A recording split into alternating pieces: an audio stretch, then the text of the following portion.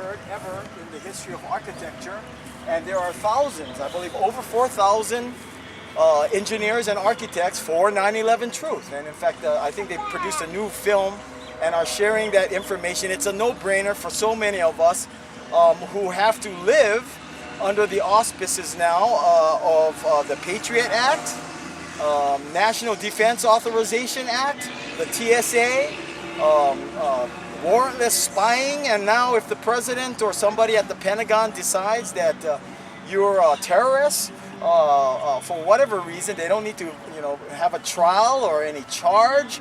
They can just send a drone and kill you.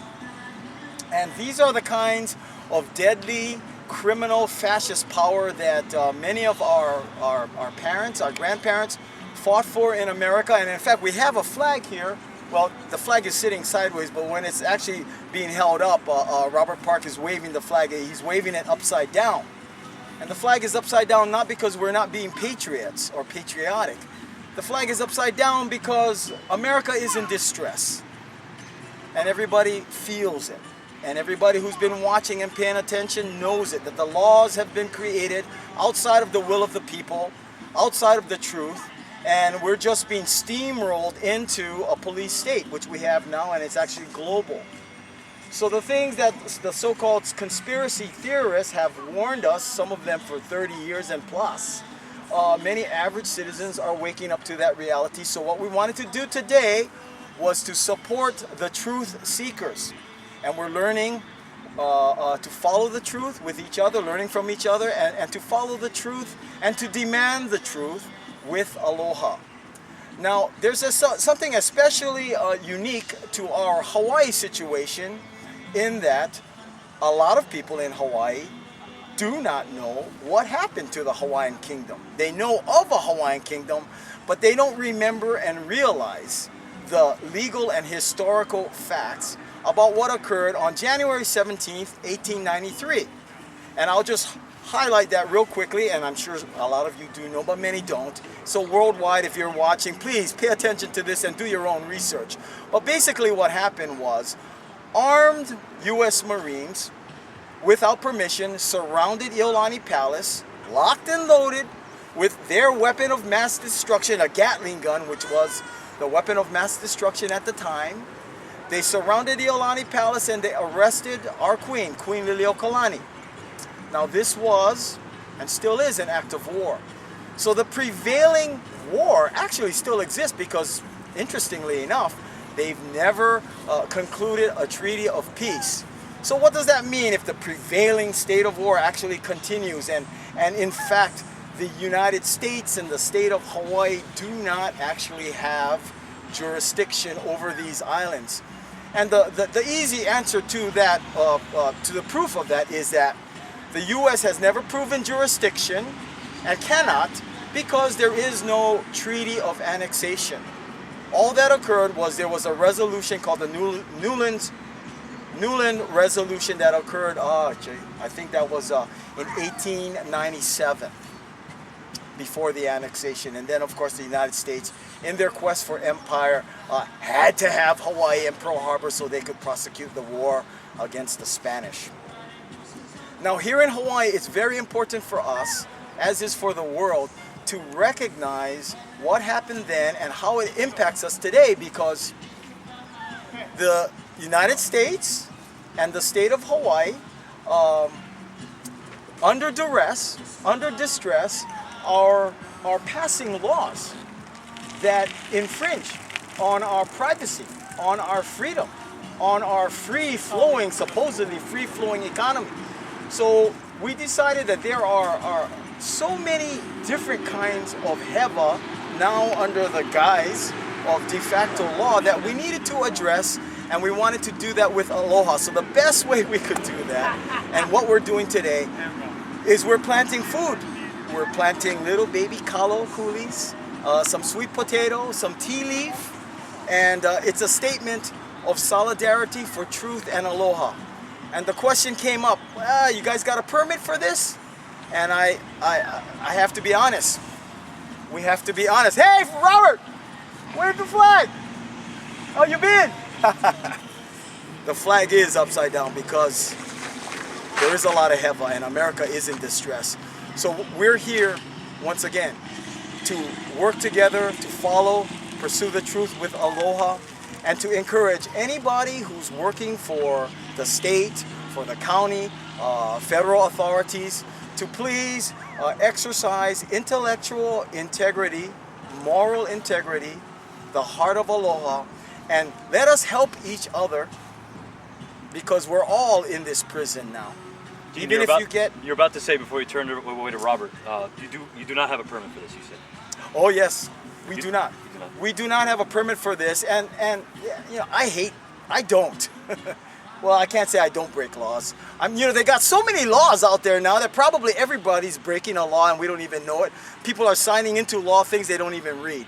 But systematically, the voice of the people has been washed away. Due process has been effectively erased.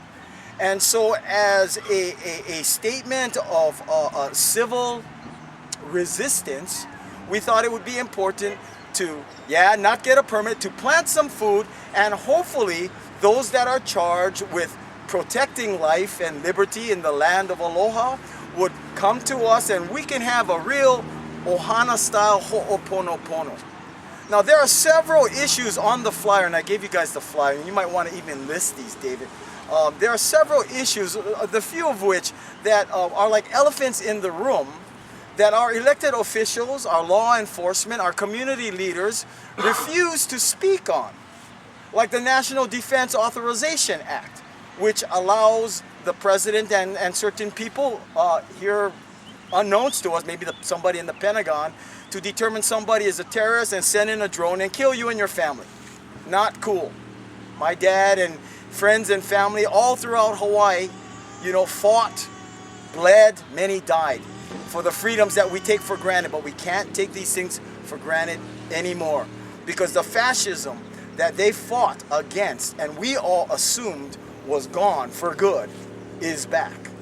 And there are criminals within the government right now planning for the destruction, planning and implementing in real time the destruction of America and her occupied territory, of which Hawaii is. So that's the National Defense Authorization Act. Here in Hawaii, we have this new law called Act 55, the Public Land Development Corporation, which you people should know involves at least 2 million acres that they call ceded land, but which actually is crown lands that were stolen by the Republic of Hawaii and then ceded to the United States, who doesn't even have a treaty of annexation. So the whole thing is built on fraud. Now a corporation is built into the government, the DLNR, and they are basically going to do, without public input and being exempt from county zoning, state laws, any law or ordinance that would supposedly protect the Aina for the people, that's all out the window now. Okay? And so this is where we've come. We've come to the point where the criminals who now control the global economy and the media and our legislative, judicial process, legislative, executive, and judicial processes, okay, they are coordinating this global takeover. And yeah, it is like a new world order. So it's not a conspiracy theory anymore. Everyone who's got a little bit akamai knows that, and we want to encourage you out there, everybody out there, your friends, your family, just to keep pursuing the truth and having discussions for what is Pono, and then hopefully taking action, Pono action, with love and aloha. So that's our goal, and so far so good. Two more quick questions. Yes, sir. Try and make them quick, I guess. I'll try. If it's possible. Okay. I know the other stuff we just talked about is the lengthy stuff, but in terms of this specifically, yes, what was the inspiration for why do in the garden? Okay. Well, less than 2 weeks ago, a friend of mine, Robert Park, and I think he was there waving the flag upside down. Yeah. We, as I have this discussion, I'm sure so many people have this discussion, we're clear in the reality that there is no more effective due process in America.